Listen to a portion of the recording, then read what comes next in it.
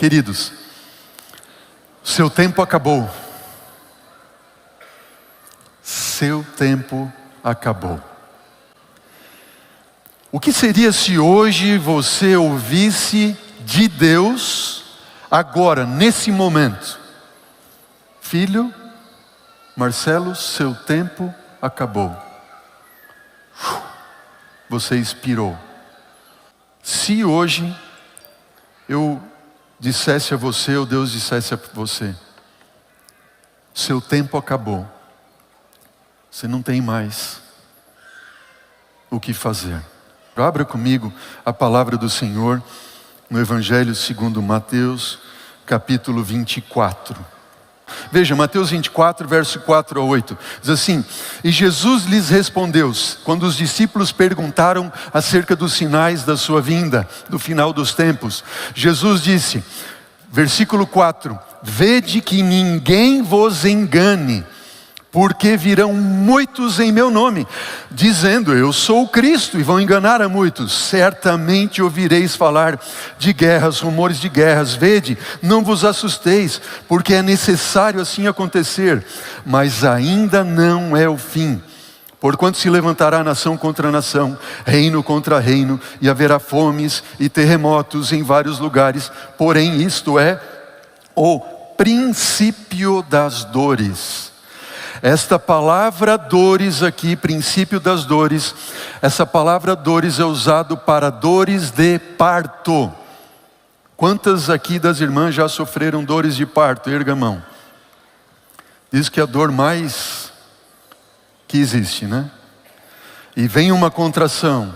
Opa, é um sinal. Qual é o sinal que está ali? O bebê vai chegar.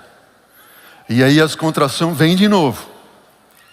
Só que passado algum tempo, as contrações vão se tornando mais intensas e menos espaçadas, é isso? Estou falando certo aí, irmãos? Me ajudem. É isso? Mais intensas e menos espaçadas. E vai, e vai, e vai. Até quando? Até o bebê nascer. Jesus está falando, guerras, rumores de guerras, nação contra nação, reino contra reino, virão falsos cristos, dizendo, vão enganar a muitos, mas esse é só o princípio das dores. Abra comigo agora Tessalonicenses, primeira carta de Paulo aos Tessalonicenses, capítulo 5. Tessalonicenses, capítulo 5, primeira carta de Paulo, versículo 4, diz assim, mas vós, irmãos, não estais em trevas, para que esse dia, o dia do Senhor, como ladrão vos apanhe de surpresa. Acompanhe comigo agora o versículo 1, diz assim, irmãos, Paulo está falando, irmãos, relativamente aos tempos e às épocas, não é necessário que eu vos escreva, pois vós mesmos estáis inteirados com precisão, diz Paulo, de que o dia do Senhor vem como ladrão de noite. Quando andarem dizendo paz, paz, segurança, eis que lhes sobrevirá repentina destruição, como vêm as dores de parto, aqui está para dar a luz, e de modo algum escaparão. Queridos, de modo algum escaparão. Se o seu tempo acabasse hoje, você escaparia? Você escaparia? Abra a Bíblia agora, 2 Timóteo, capítulo 3.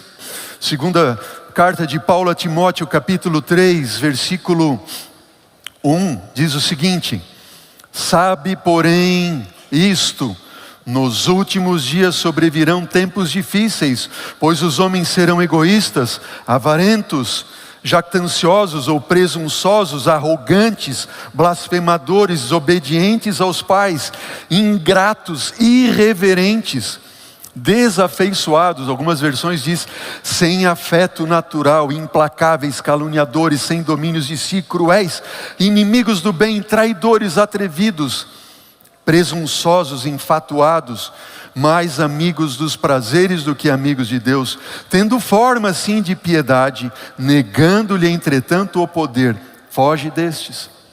Eu tenho 48 anos, só, jovem ainda. Na minha pouca história de vida,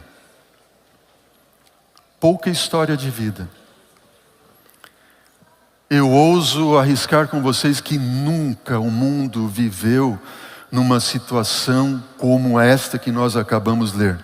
Tão intensa. Concordam comigo, não? Olha as características. Nunca em nenhum momento, acredito eu, ouso dizer, na história da humanidade, houve tanto egoísmo por parte do ser humano, tanta arrogância, tanta blasfêmia, tantas crianças desobedientes aos pais. Nós temos que orar pelas professoras e professores das escolas. Quem é professor, professora, sabe bem disso. Implacáveis, sem domínio de si. Concordam comigo, não?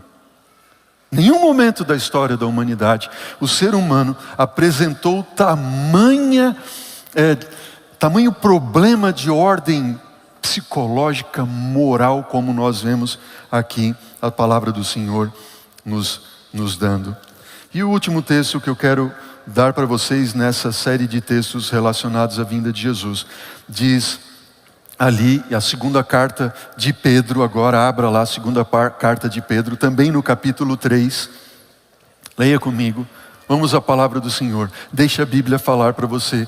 Segunda carta de Pedro no capítulo 3, diz assim, capítulo 3, versículo 3 e 4. Tendo em conta antes de tudo que nos últimos dias virão escarnecedores, com os seus escárnios andando segundo as próprias paixões, e dizendo, onde está a promessa da sua vinda?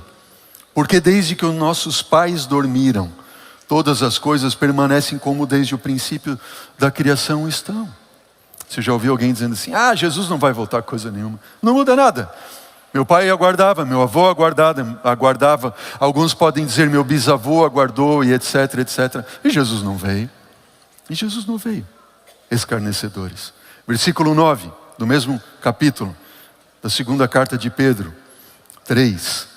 Não retarda o Senhor a sua promessa, como alguns a julgam demorada. Pelo contrário, Deus é longânimo para convosco, não querendo que nenhum pereça, mas que todos cheguem ao arrependimento. O dia do Senhor, diz o versículo 10, virá como o ladrão, e os céus passarão. Queridos, quero levar você a refletir um pouco sobre o tempo. Você pode conhecer pessoas, e certamente conhece, que têm mais recursos que você. Talvez alguém possa ter mais propriedades, mais carro na garagem, mais dinheiro no banco, mais roupa no guarda-roupa ou sapatos na sapateira. Mas ninguém pode escolher ter mais tempo. O tempo é igual para todos, é ou não é verdade? Ponto final. O tempo igualou e iguala todos. O tempo é igual para todos. E Jesus está nos chamando nesta manhã para nós refletirmos sobre 3 aspectos do tempo. Jesus está nos chamando para quê, igreja? Para refletirmos sobre o quê? 3 aspectos do tempo. Esse é o chamado de Cristo e a mensagem de Jesus para nós hoje, agora. Primeiro aspecto do tempo. Número 1, saiba o tempo que estamos vivendo. Eu não sei o que está acontecendo, mas nós estamos praticamente que como dormindo em berço esplêndido enquanto o mundo está acabando. É ou não é verdade? Daqui a 2 sábados, você vai receber o desafio e eu apelo para você em nome de Cristo Jesus, que morreu por você e por mim na cruz do Calvário. Nós vamos sair daqui de dentro da igreja por volta das 11 horas da manhã, dia 25, Se Deus assim permitir e tudo ocorrer bem, conforme nós estamos orando e planejando. E nós vamos sair aqui 2.000 pessoas para distribuir 50.000 exemplares do livro O Grande Conflito. Esse é o livro do tempo do fim, sim ou não, igreja? As pessoas precisam saber o tempo em que estão vivendo. O mundo está perdido, Jesus está voltando e o mundo está em trevas. E Deus nos chamou para sermos sal e luz. Amém por isso. Você e eu precisamos saber o tempo em que nós estamos vivendo. Paulo, quando ele escreve aos Romanos, no capítulo 13, versículo 11, eu leio aqui, você pode acompanhar na tela ou abrir a sua Bíblia. Paulo diz assim: e digo isto a vós outros, que conheceis o tempo. Paulo não diz assim que deveriam conhecer o tempo. Diz assim, vocês que sabem o tempo. Olha para mim, igreja. Você que é um membro da igreja adventista do sétimo dia, pode talvez dizer, e podemos afirmar que mais do que ninguém, pelos estudos proféticos, sabemos que Jesus está voltando e o tempo em que nós estamos vivendo. É ou não é verdade? Concordam comigo, sim ou não? Essas palavras de Paulo são para nós. É como se Paulo estivesse falando para a última geração que estaria habitando na face da terra. Última geração esta que deveria dar o sonido certo à trombeta e advertir o mundo que está condenado à destruição, que Cristo vem. E Paulo continua dizendo, Romanos 13, versículo 11, e digo isso a vós outros que conheceis o tempo, já é a hora de que a igreja diz para mim? De despertar. Acorda. Acorda. É hora de despertar do sono, porque a nossa salvação está agora mais perto do que quando no princípio cremos. Quando a gente vai aos evangelhos e vê que dos 4 evangelhos, 3 dedicam um capítulo inteirinho apresentando os sinais da volta de Jesus, isso não é por acaso. Absolutamente não. Mateus, Lucas, Marcos, Mateus 24, Lucas 21, Marcos 13. Isso não é novidade para nós. Guerras, rumores de guerras, falsos cristos, falsos profetas, fomes, terremotos, desastres, epidemias, pandemias, perseguições, sinais nos céus, lamento entre as nações. Isso sempre aconteceu, sim ou não, igreja? Sempre aconteceu. No entanto, eu quero que você reflita comigo o seguinte. Antes do século 20, guerras, terremotos, epidemias, etc., eram eventos isolados. Hoje nós estamos vendo esses eventos no mundo todo e numa forma crescente, absurda. É ou não é verdade? Pense comigo. Eu vou dar alguns exemplos para vocês que eu estive refletindo. Número 1, epidemias ou pandemias. A história registra 5 grandes epidemias no mundo. 3 delas aconteceram no último século. E uma delas, que foi aquela que você passou, que você viveu, foi a maior de todas da história da humanidade. Você está entendendo? Sinais dos tempos. Número 2, guerras. Em nenhum outro momento da história da humanidade, o homem teve a capacidade e o poder de destruir grandes massas e até mesmo extinguir a vida na terra através de uma guerra nuclear. Nenhum momento. Hoje o homem tem essa capacidade. Loucura. Loucura. Eu tenho pensado, né? Você acompanhou um terremoto que aconteceu faz poucas semanas na Turquia, e a gente vê aquelas cenas e nós ficamos com o coração. Uma pessoa que foi salva. Eu vi uma cena de os salva-vidas ali, tirando dos escombros um corpo de um rapaz. E aí eles vão tirar um corpo de um homem. E esse homem está numa forma curvada assim. E quando eles puxam o corpo daquele homem, ali havia um bebê. Não sei quantos de vocês viram esta cena. E quando eles puxam, o bebê estava vivo. Allah Akbar. Glória a Deus. O pai se curvou sobre a criança para salvar. A gente vê uma cena como essa e fica com o coração partido e pensando, meu Deus, uma alma foi salva. Você lembra, há poucos anos atrás, aquele desastre que aconteceu na Tailândia, lá numa caverna, que 12 jovenzinhos ficaram presos e o mundo se comoveu para salvar 12 jovenzinhos. E quando aconteceu no Chile um desmoronamento lá numa mina do Chile, o mundo se moveu para salvar aqueles homens. Mas é tão grande, tão gritante a incongruência de ver um mundo se preparando para se destruir em guerras. O amor de muitos iria esfriar, o Espírito Santo iria se retirar do mundo. Olha, eu estive pesquisando ali, os Estados Unidos e a Rússia possuem o maior arsenal nuclear do mundo, com cerca de 4.000 a 4.500 ogivas nucleares, os dois países. Você consegue imaginar um negócio desse? Estados Unidos e Rússia.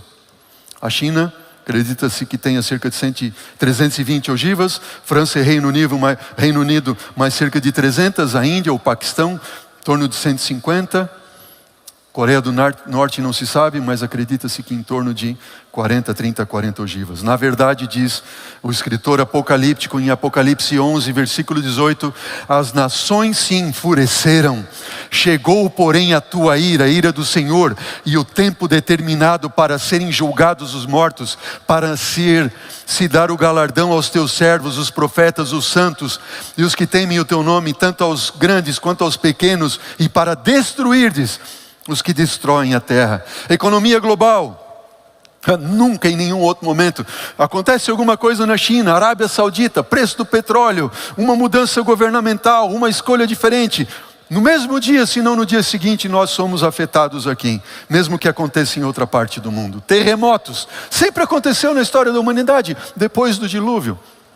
Eu fiz uma pesquisa no Centro Sismológico Europeu Mediterrâneo, que faz leitura de terremotos que acontecem em todo o mundo, um centro sismológico europeu. E pasmem o que eu achei, o que eu encontrei.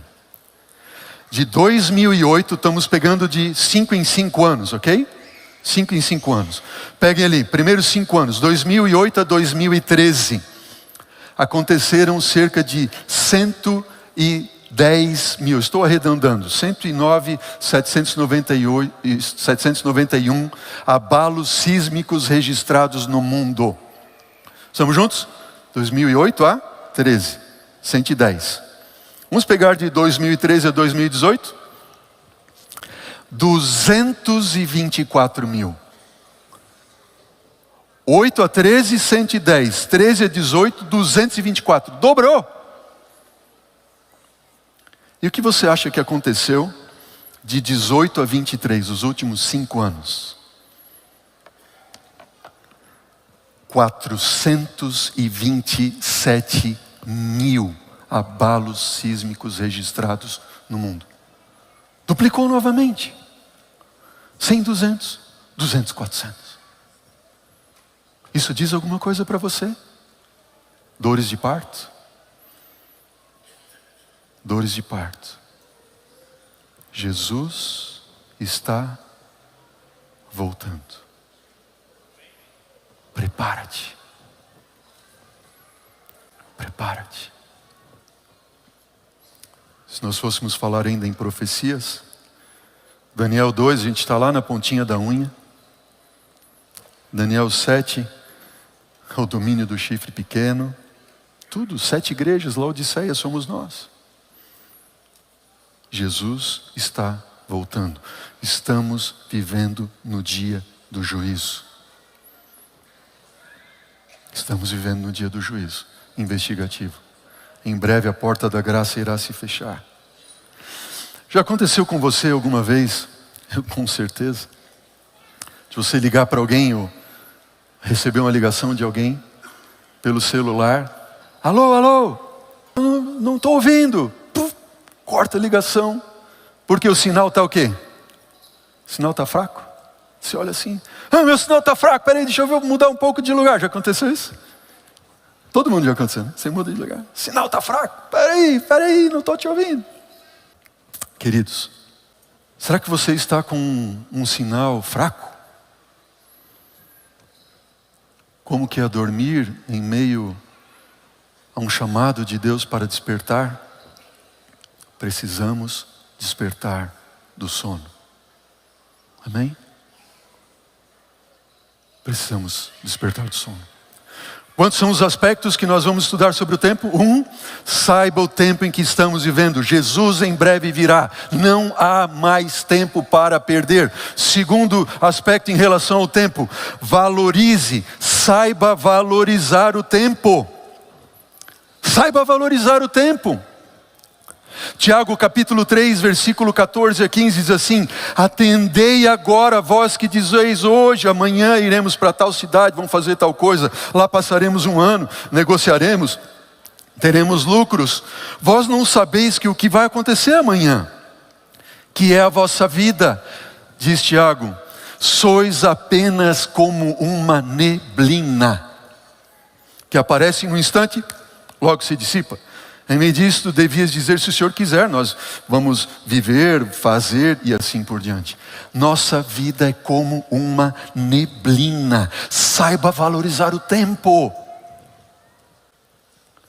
Por Deus. Quem passou pelo Covid e ficou 21 dias em coma, sabe o que significa isso? 40 dias alguns. Outros perderam familiares. E eu tenho certeza que aqueles que perderam familiares, que de repente tiveram Covid e foram internados, pensam, não vou mais ver meu pai, não vou mais ver minha mãe, não vou mais ver meu irmão, porque é o que estava acontecendo. Não é verdade? E de repente você vê o seu ente querido sendo colocado dentro de um pacote, numa urna lacrada, nunca mais viu. Qual é o primeiro sentimento que vem à sua mente? Por que não valorizei mais o tempo com a minha mãe, com o meu pai, com o meu esposo, com o meu filho? É ou não é verdade? Valorize o tempo. A nossa vida é como neblina. Olha para quem está do seu lado, possivelmente a sua esposa. Possivelmente seja o seu filho ou sua filha. Por que desperdiçar tanto tempo com briga, picuinha e... Seu tempo acabou. Chega, acabou o seu tempo de briga. Acabou o seu tempo de picuinha. Acabou o seu tempo de desperdiçar tempo com aquilo que não tem valor. Eu falo para você como pastor dessa igreja, quanto que a gente podia caminhar mais, muito rápido, mas quanto tempo a gente perde com aquilo que não tem importância? Mimimi, para cá e para lá. Deus nos chamou para servir, e servir a Deus significa o chamado de Cristo Jesus, e o chamado de Cristo Jesus é o chamado para ser perseguido, é o chamado para ser rejeitado, é o chamado para ser humilhado, é o chamado para você não ser aceito. Esse é o chamado de Cristo, sim ou não, igreja? Mas lá o fulano de tal falou tal coisa, eu não vou mais servir nessa área, nesse ministério, nesse departamento. Você está servindo a quem?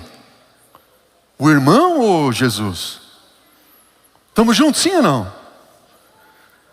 Ei, seu tempo acabou de reclamação, o meu também. Acabou, chega. Chega.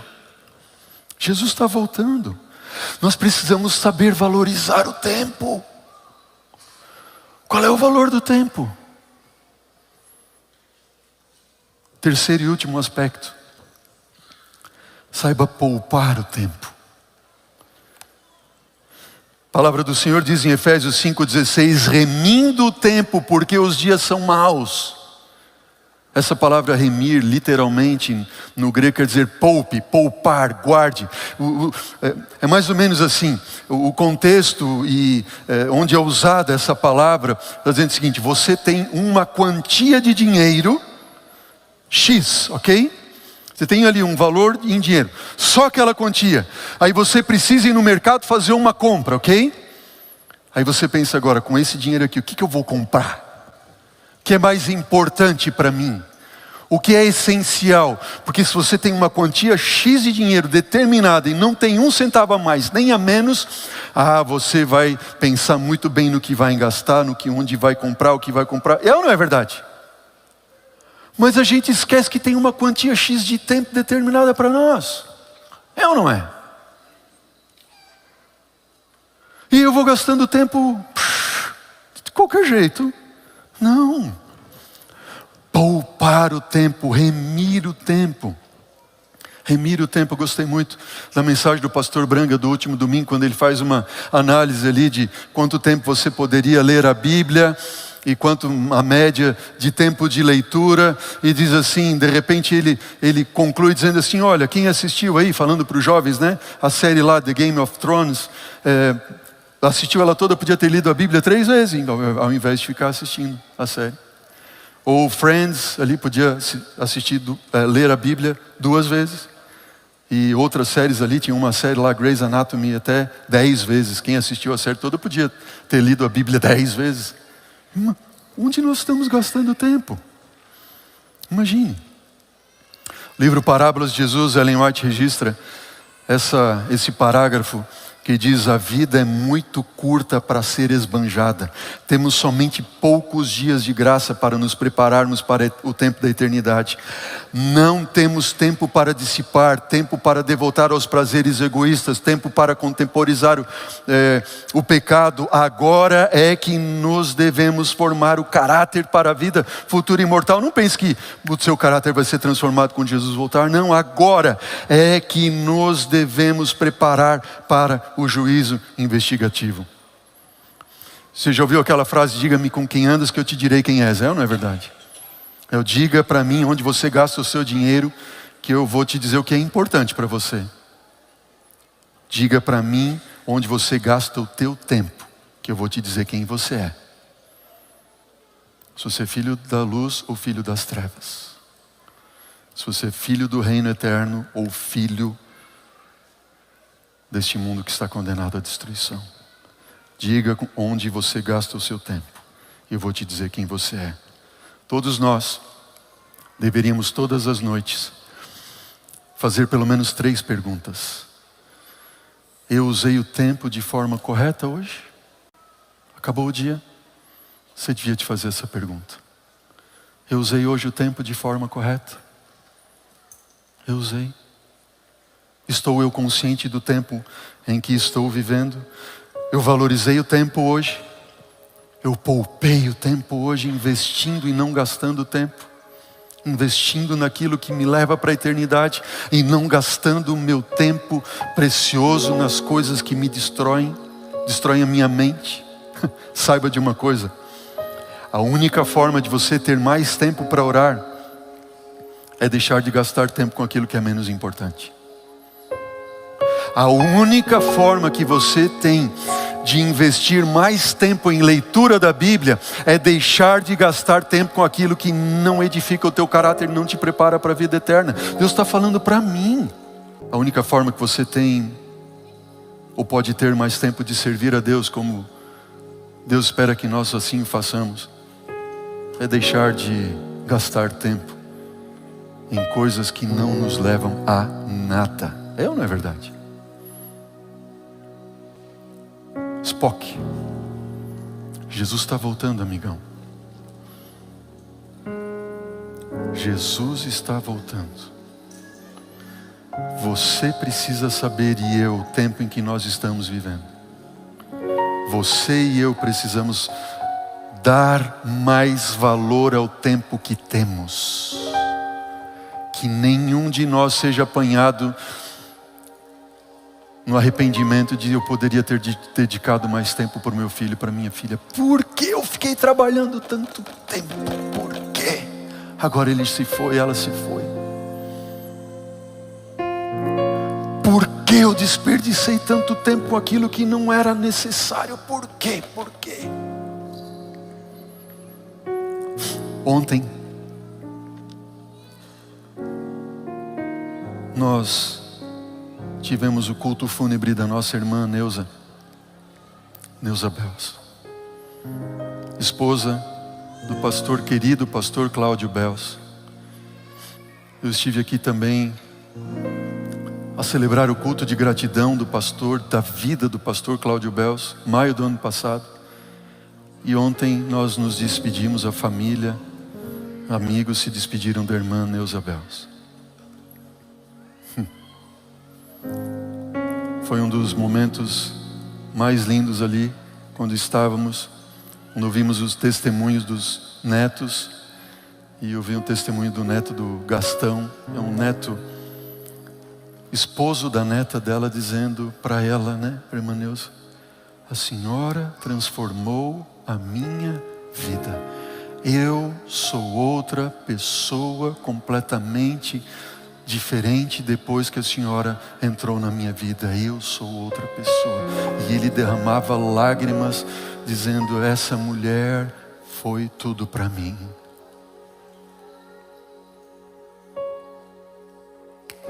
Se o seu tempo acabasse agora, o que diria sua esposa em relação a você?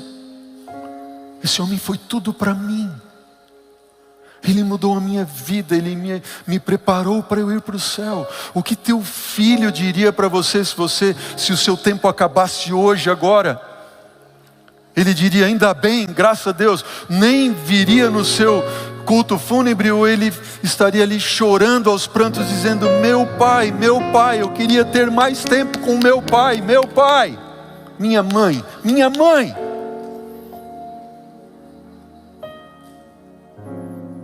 Eu tive o privilégio de conhecer ontem o irmão Hélio, professor Hélio Ítalo Seraim. Disseram que ele estava aqui. Está onde? Posso ver uma mão erguida? Alguém me ajuda a identificar? Está aqui. É isso? O irmão Hélio, agora eu estou vendo o senhor. Que benção. O irmão Hélio, 100 anos de idade. Eu sentei ao lado desse homem aqui, comecei a conversar com ele. Ele disse assim: irmão Hélio, o senhor deixa eu gravar isso? Que o senhor está falando que eu aprendi lições de vida de um homem de 100 anos de idade. E eu quero compartilhar aqui. Eu escrevi porque ele pregou um sermão ontem lá, tão lindo. E eu quero compartilhar um pouco desse sermão. Eu perguntei para ele: irmão Hélio, falando sobre a degradação do homem nesse último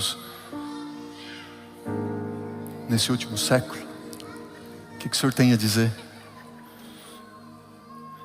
O irmão Hélio disse assim: pastor, o ser humano não sabe realmente qual é a sua função. Ele não sabe de onde vem, para onde vai. Vive uma ilusão, desde o conhecimento de tudo até uma política podre que dirige o mundo. Perguntei para ele: irmão Hélio, quanto à volta de Jesus, o que o senhor tem a dizer? Ele disse assim: eu sei que Jesus vem. Amém? Eu sei que Ele vem. Isso não me preocupa, ele disse. Não me preocupa a volta de Jesus, eu sei que Ele vem, isso não me preocupa. Uma coisa me preocupa, é o fechamento da porta da graça. Eu quero estar preparado. Amém? Amém. Agora, né, irmão? Me permita,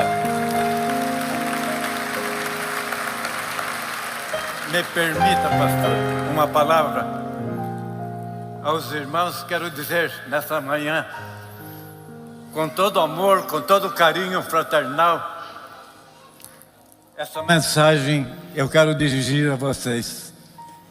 Eu não estou preocupado com a volta de Jesus.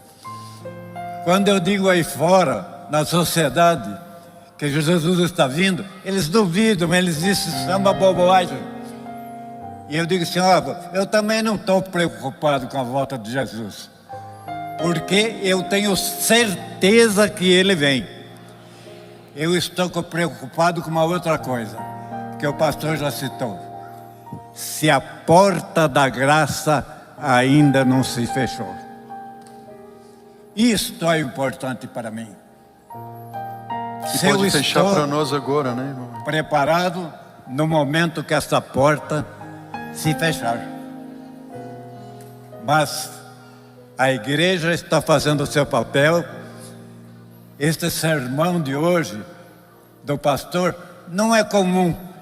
Eu tenho uma dificuldade auditiva, devo ter apanhado pelo menos 70% do seu sermão de hoje.